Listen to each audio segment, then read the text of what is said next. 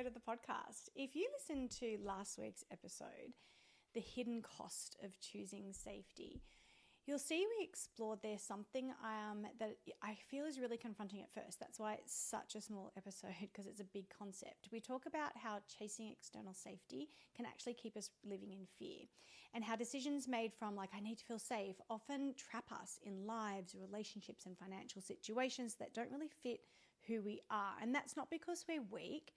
It's not because we're making necessarily bad choices for ourselves, but because we're trying to meet our nervous system need in the wrong place. So today I want to follow on from that and offer a counter account of that, a counter approach, shall we say, or narrative maybe. Because here is the paradox I really invite you to sit with.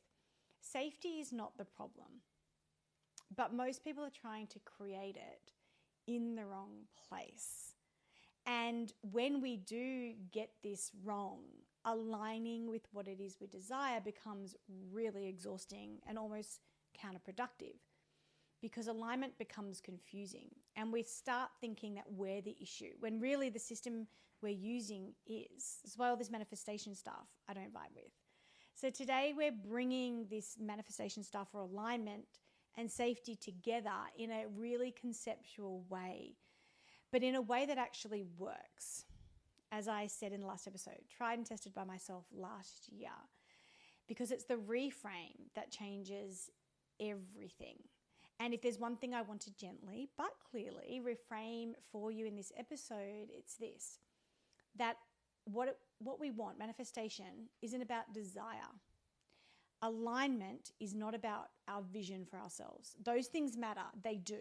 What we want and what we envision matter, but they are not the work. The real work of alignment is safety, not external safety, not control, not guarantees, but internal safety. And most people are trying to call in more money, more ease, more love, more purpose, without ever really asking a far more important question of themselves. Does my system feel safe enough to receive this? Safe enough to hold it? And most importantly, safe enough to sustain it? Because manifestation or alignment does not respond to what you want. Just because you envision it doesn't mean you can have it. It responds to what your nervous system believes is survivable. And this is where so much burnout, so much frustration and self-sabotage comes from. Not because you are asking too much or you want too much, but because your body doesn't yet trust the experience of actually having it, living it, breathing it. So why is this the case? Why would your body resist what you really want for yourself? And this is where I want us to slow down, because your system, if your system associates expansion in your life with pressure, with responsibility, with loss of control, maybe being seen or needing to perform or holding it all together. I know mine certainly has, for sure, in the past. Then you're going to quietly resist the very things you say you desire. And you won't do it loudly, and you won't do it dramatically. You'll do it subtly. And Lord knows I have done this to myself. And how do you do that? Well, many different ways. You might procrastinate. You might overthink. You might delay starting or doing something. You'll almost move forward with it. And you don't do this because you're broken. You don't do this because you're unworthy of your vision and your desires, but because your body is actually doing its job. It's doing it really well. It's protecting you. Because for so many of us, expansion does not feel safe. And it didn't feel safe as we grew up, because maybe our successes came with greater expectations.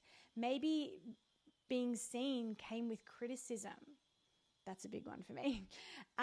Maybe achievement came with a pressure or a withdrawal of love even, maybe even rejection. So our nervous system learns this simple equation: more equals danger. And we wonder why aligning with our desires feels like pushing a boulder uphill. And this is why safety is actually the filter through which alignment happens. So what does alignment actually feel like? Okay. What we've been taught and what it is different. So we've been taught that alignment with our desires looks like clarity. It looks like certainty. It looks like being motivated. It looks like confidence, like big, bold energy. But true alignment is so much quieter than that. Alignment sounds like, I can be here. I can handle this. I don't need to rush it to be okay. Alignment isn't a high. It's a settling into yourself. And I think that's the big paradox. Everyone says like manifest, it's a big high, these big moments in life. No. True desired alignment is a settling in with yourself. It stays open and present when all the systems are working together, and no amount of mindset work can overcome that. You cannot affirm your way out of a nervous system that does not feel safe. And I really want that to land. It's not a limitation, but I want it to land as permission to yourself. And this matters right now more than ever, because the era that we have moved into is dissolving external structures of safety. Jobs that once felt secure, no longer. Timelines that might have been predictable are no longer the clear, linear progression we were brought up on. Even identity itself, like so many people are feeling ungrounded. And I want to stress, it's not because they're lost. It's because the old ways of creating safety are no longer working. So what happens, right? We push harder. We're like, oh, we've got to try harder to get what we want. We've got to visualize more. We've got to push for confidence within ourselves. We've got to push for clarity in the vision. We've got to force certainty. But safety does not come from control. It comes from internal stability. And if you're feeling unanchored or untethered right now, this is not a personal failing by any stretch of the imagination. It's a sign that your system is being asked to build safety inside rather than borrow it from the outside. We've been in the era of Capricorn, okay, when Pluto was in there. And in that era, it was really teaching us that external safety comes from the external, of what we can gather and what we can get. Now, Pluto's leaving Capricorn alone. So we're into a higher expression of Capricorn, which is Capricorn is actually not about hustle. It's not about hierarchy, and it's not about pushing through to get. At its core, Capricorn is about structure that holds. And so the most important structure that you will ever build is the one inside yourself. And this is the time to do this.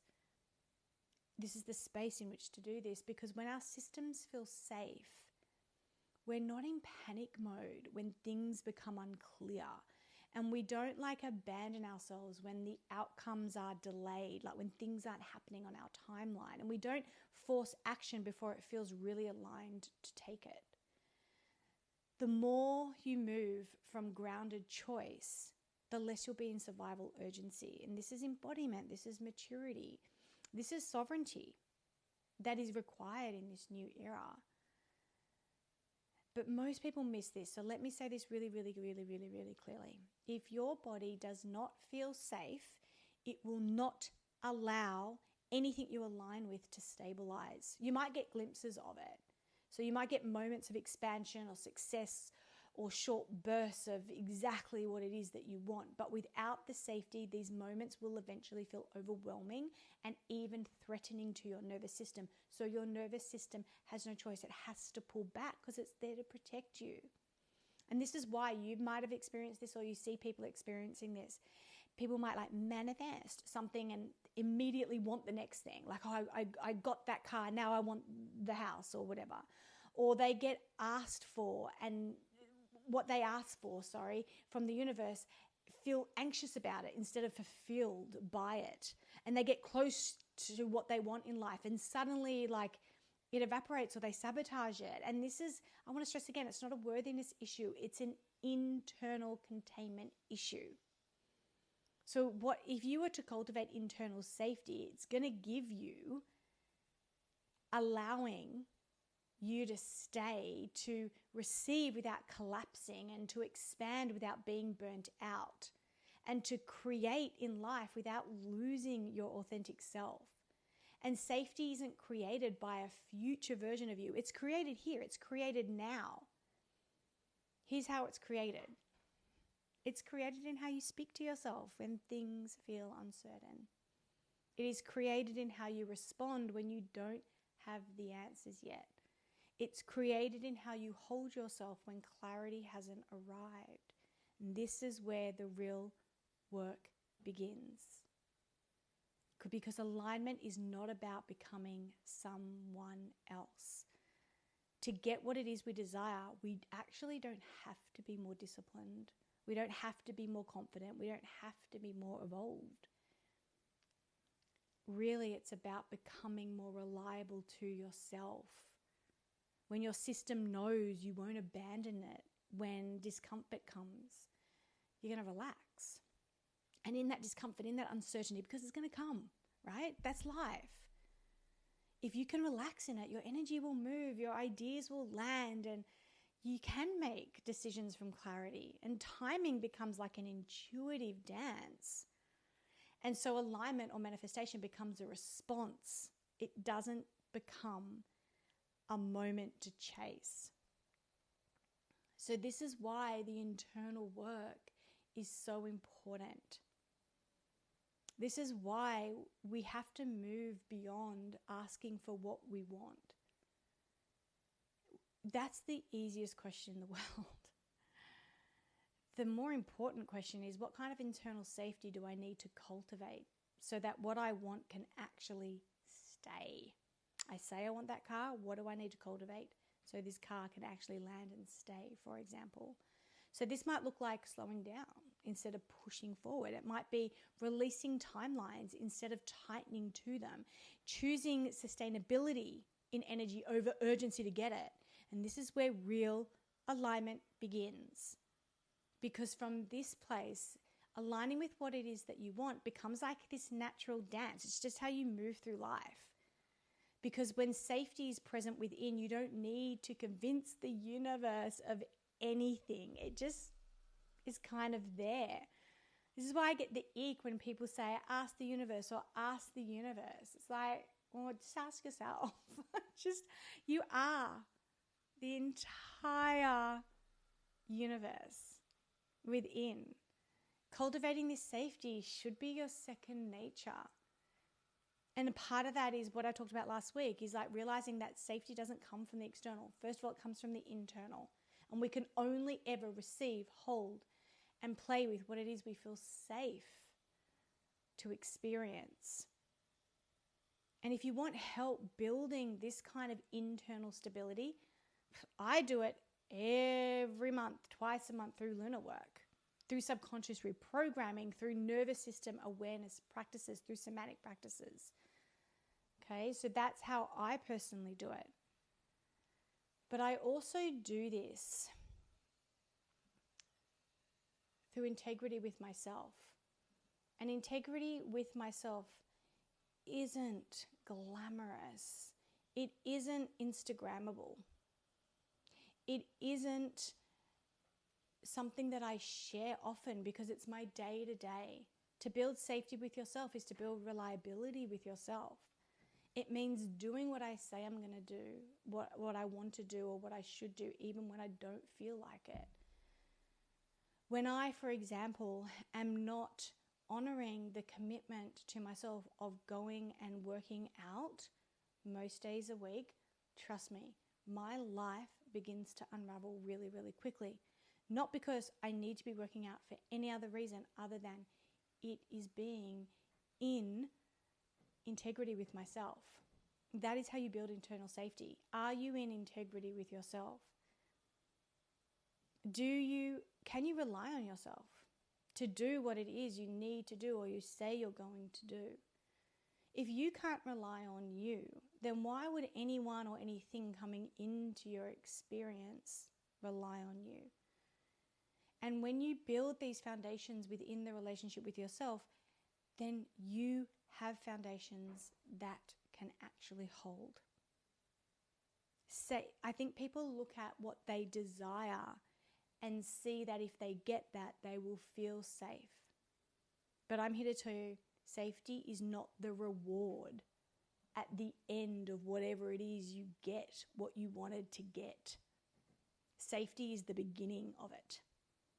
And when you build safety first, everything else finally has a space to arrive and a space to play and be held.